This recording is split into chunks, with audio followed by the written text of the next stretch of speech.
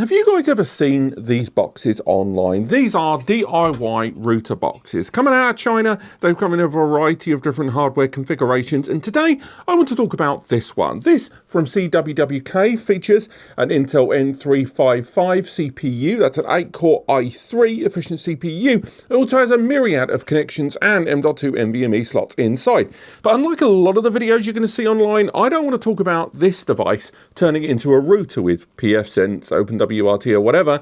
I want to talk about this thing as a NAS. But why this one? You know, this is a subject that's bounced around for a while. All of a sudden have I jumped on turning these boxes into NAS devices? Well, it's because this one features 2x10GbE and 2x2.5GbE. It also features two M.2 NVMe slots inside, and it also supports a SATA connection as well. And the kit knocking out around 300 nicker, give or take 10 or 15 nicker here or there, arrives with a myriad of accessories that I think could turn this device into a NAS. With a new refined build and integrated active cooling, is this ready to be used as a NAS server? So we already alluded to it there. Let's talk about that design philosophy here. Unlike a lot of network attached storage devices that seem quite bulky, or those mini PCs that are, you know, pseudo faux M.2 NVMe flash NAS servers, this device is a very different look. It's very industrial. The whole thing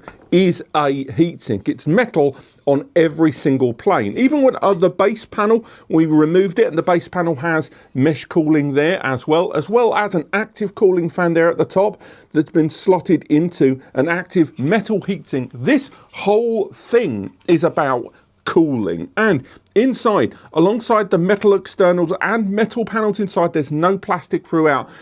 Each of the core main processors inside, the two front runners there, the CPU and the 10G controllers, actually meet onto copper plates that feed and help to dissipate the heat being generated throughout this device into the top mounted area and dissipated with that cooling fan there.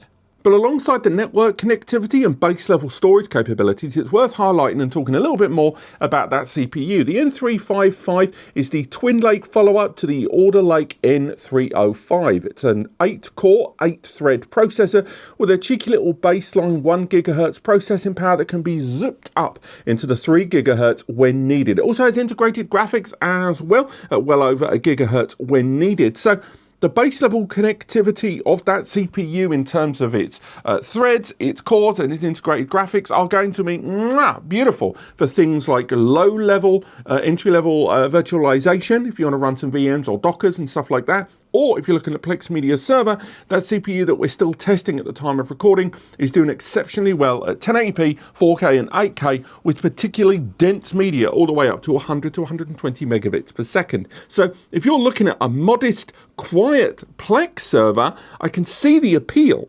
And in terms of memory, the system has removable memory as well. Something that's, you know, a 50-50 coin toss when it comes to these DIY router boxes. It's got a DDR5 SODIMM slot inside, not ECC, but again, the N355 doesn't support ECC, and at this price point, I'm not surprised that error correcting code is off the table. You know, there's on-die DDR5 ECC there, but it does support flexible choice of SODIMM you can put inside there. And again, that CPU supports up to 32 gig, even though I've seen weirdly 48 gig listed on some websites there. So again, a good CPU and flexible memory there out the gate. A regular complaint of mine, of course, is that the external PSU on this is not USB-C. Again, it's a 60 watt external barrel PSU. It's good, you know, it goes in. I'll talk about some power stats in a moment, but I will highlight that, again, I always think USB-C is where they should be going on these devices in terms of e-waste and the PSUs.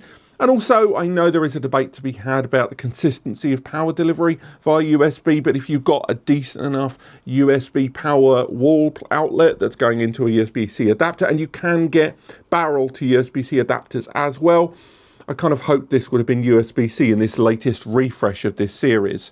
And alongside the fan actually not being too noisy there, when we did have each of the individual M.2 NVMe's and a SATA hard drive connected to the device and two active 10GbE connections, power consumption went to 36 watts during all of that active use with the 4 VMs running side by side, Windows 10 VMs. I think it was Windows 11 actually. And alongside that, when we had it in idle, I will say idle is what kind of disappointed me a little bit. Idle, it was at 21 to 22 watts. Now I get it, during that 21 to 22 watts, I had 10G connections connected, but I hadn't disconnected them. They were just live. But still, 20 watts power consumption at idle is exceptionally high. I get it, it's in a more aggressive CPU. I get it, the 10GbE and the different kinds of storage. And of course, we had a hard drive connected, but still nonetheless, it's a very high idle power consumption on this and something a number of you, particularly in 24/7 NAS use, might want to be aware of. Now let's talk about the storage capabilities on this device. There's two M.2 NVMe slots.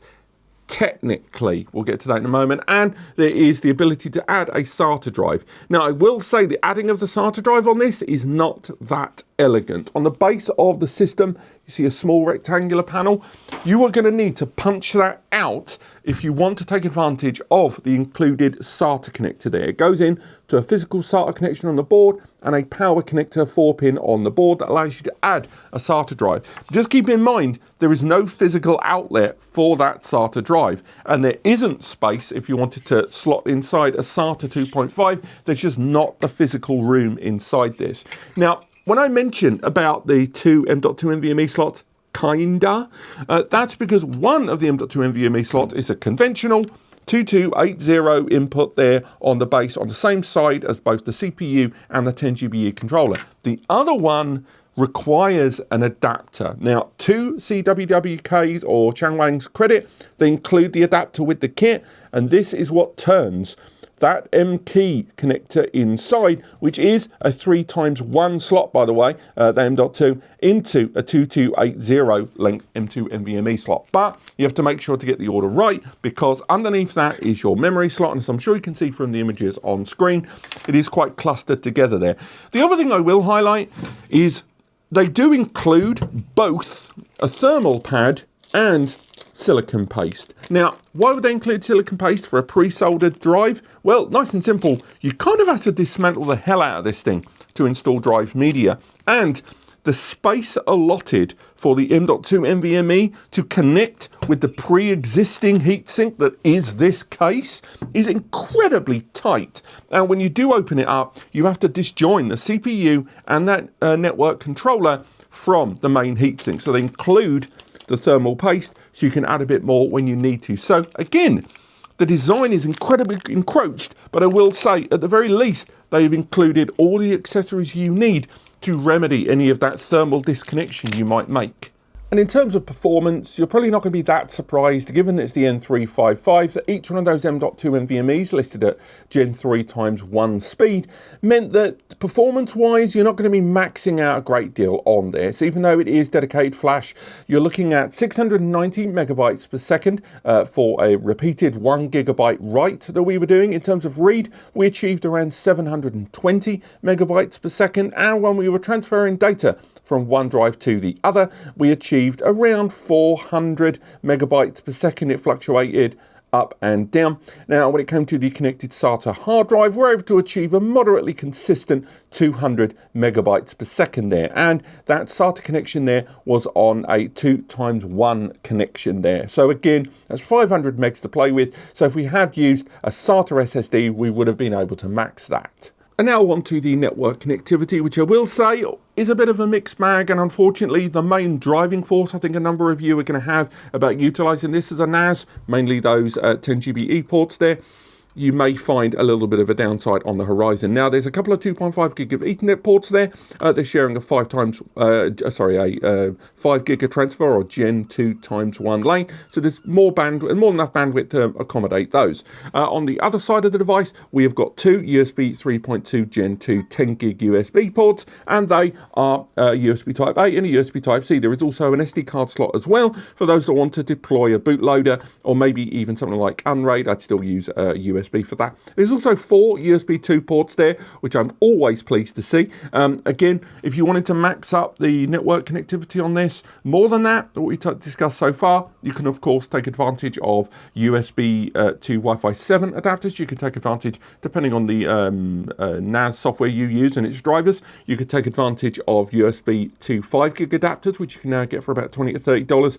You can even lose one of those 10 GbEs, one of those M.2 NVMe's for a 10 GbE, but you've barely got enough storage on this anyway. But that brings us to the reason you wouldn't do that the most, and that is a couple of SFP 10 gig network ports. That's right, 20 gigabits Ethernet there, and if you lump on those two 2.5s, you're looking at 25 gigs external networking performance. Right?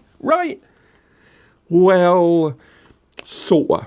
You see, the controller that's managing these two SFPs is the Intel 82599, an ancient 10 GbE network controller. It's still used in a number of Chinese mini router boxes, I know, but still nonetheless, that controller is pretty old, and it's sitting on a Gen 5x4 lane connection. So you're looking at 2 gigabits per second for the kit and caboodle there. Now, when we did do 10 GbE transfer tests on this, we weren't able to exceed 10 gig on those. Now, it has to be said that it wasn't so much to do with the network controller as the fact that both of the M.2s inside are already limited to 3x1. So neither one of them was going to fully saturate a 10 GbE. They were both going to sit at around 8, maybe 890 megabytes per second at the very top end. And in a RAID configuration with them together, we might be able to saturate one of those 10Gs, but we were never going to saturate them